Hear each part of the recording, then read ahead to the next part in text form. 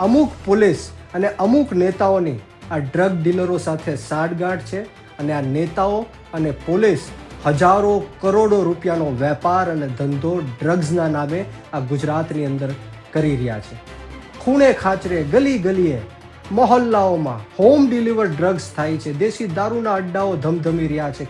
આજે હર્ષ સંઘવીનો અને ગુજરાતની પોલીસનો પર્દાફાશ થયો છે. શું આ લોકોની ડ્રગ્સ માફિયાઓ સાથે મિલીભગત છે? હજારો કરોડો રૂપિયાનો ડ્રગ્સ છેલ્લા 3 વર્ષમાં 65,000 કિલો કરતાં પણ વધારે ડ્રગ્સ ગુજરાતની અંદરથી ઝડપાયો છે.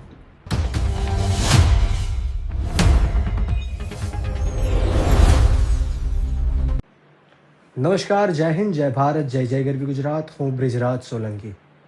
મિત્રો, ગુજરાતની અંદર હાલમાં તાજેતરમાં સમાચાર આવી રહ્યા છે કે ગુજરાત પોલીસે અને ગુજરાતની સરકારે ડ્રગ્સ માફિયાઓ વિરુદ્ધ 1649 કેસ નોંધ્યા, પરંતુ એમાં 76 લોકોને જ દોષિત ઠેરાવ્યા.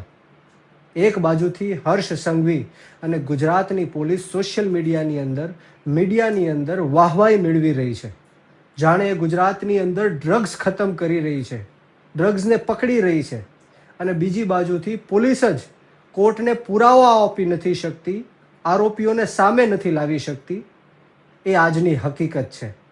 આજે હર્ષ સંઘવીનો અને ગુજરાતની પોલીસનો પર્દાફાશ થયો છે. શું આ લોકોની ડ્રગ્સ માફિયાઓ સાથે મિલીભગત છે?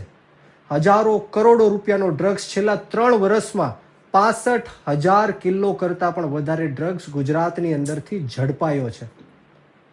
એમડી ડ્રગ્સ હોય, સિરપ હોય, ઇન્જેક્શન્સ હોય, હેરોઇન હોય, કોકીન હોય, ગાંજો હોય, આવા તમામ જાતના ડ્રગ્સ ગુજરાત માટે એન્ટ્રી પોઈન્ટ બની ચૂક્યું છે અને હજારો લાખો યુવાનો દિવસે ને દિવસે ડ્રગ્સના કારણે ખોખલા બનતા જાય છે.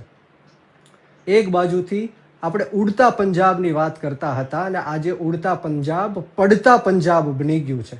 27 ક્રમે જે પંજાબ હતું, આજે પહેલા ક્રમ ઉપર આવી ગયું છે. આમ આદમી પાર્ટીની સરકારે, ભગવત માન સાહેબની સરકારે ડ્રગ્સને પંજાબની અંદરથી નેસ્ત નાબૂદ કરવાનું કામ કર્યું છે. અને બીજી બાજુ ગુજરાતમાં ખૂણે ખાચરે, ગલી ગલીએ, મોહલ્લાઓમાં હોમ ડિલિવર ડ્રગ્સ થાય છે. દેશી દારૂના અડ્ડાઓ ધમધમી રહ્યા છે, કેમિકલ યુક્ત દારૂના અડ્ડાઓ ધમધમી રહ્યા છે, હોમ ડિલિવર થઈ રહ્યા છે. આજે તાજેતરમાં ભાવનગરમાં સમાચાર આવ્યા કે અનેક યુવાનો, અનેક લોકો દેશી દારૂ પીને, કેમિકલ યુક્ત દારૂ પીને મોતને ઘાટ ઉતર્યા છે.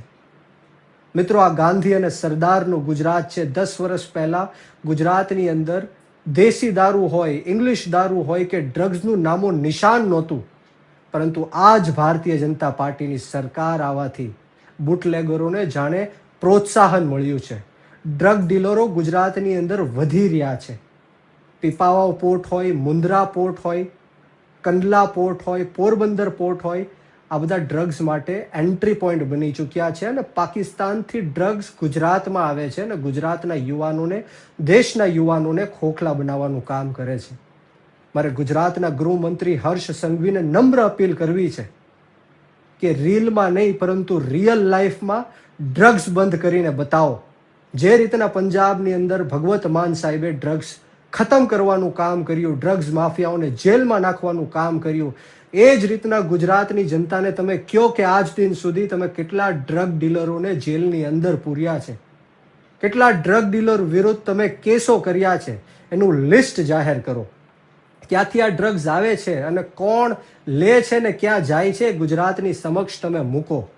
મને એવું લાગી રહ્યું છે કે અમુક લોકો, અમુક પોલીસ અને અમુક નેતાઓની આ ડ્રગ ડીલરો સાથે સાંઠગાંઠ છે અને આ નેતાઓ અને પોલીસ હજારો કરોડો રૂપિયાનો વેપાર અને ધંધો ડ્રગ્સના નામે આ ગુજરાતની અંદર કરી રહ્યા છે.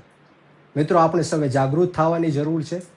હું જેન ઝીને કહેવા માંગુ છું, જનરેશન આલ્ફાને કહેવા માંગુ છું, વિદ્યાર્થીઓને, યુવાનોને કહેવા માંગુ છું કે આપણે સૌએ એક થઈને નાત જાત, ભેદભાવ, ભાષા, ધર્મ, જ્ઞાતિ, જાતિ બધું જ ભૂલીને રાજનીતિને સાઈડમાં રાખીને આપણે સૌએ અવાજ બુલંદ કરવો પડશે, નહીંતર આ ગુજરાત સમૃદ્ધ નહીં બને.